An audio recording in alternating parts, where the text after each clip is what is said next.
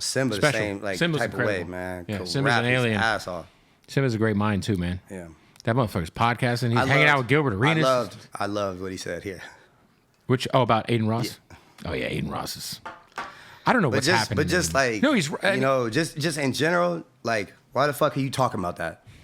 It's just And I don't know that man. I don't know him either, but when I saw that clip, it's like, bro, like, hey, like, are you drunk or what? Or like, but who? Like, why are you? I just don't believe in, like, I don't have no beef with nobody. Right. The only time is if somebody like is that being that negative, because otherwise I'm just, It's just what sparked you to even talk about somebody else?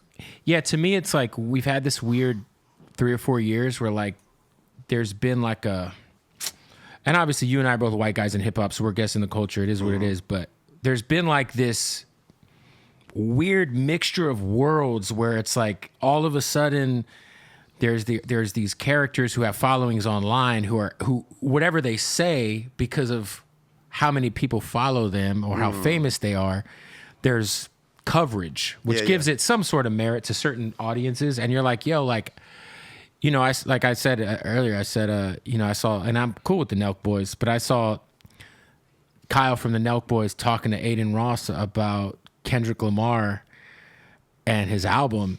And I commented under it and I said, this is like watching two blind people talk about a painting.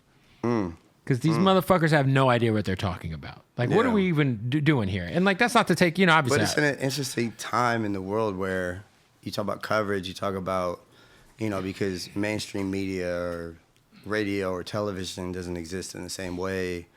And you have these fringe guys, these platforms that are like, have massive followings and like, they talk to the world, but who gave you that, like credibility or like you gotta give some blame to the people who validate them.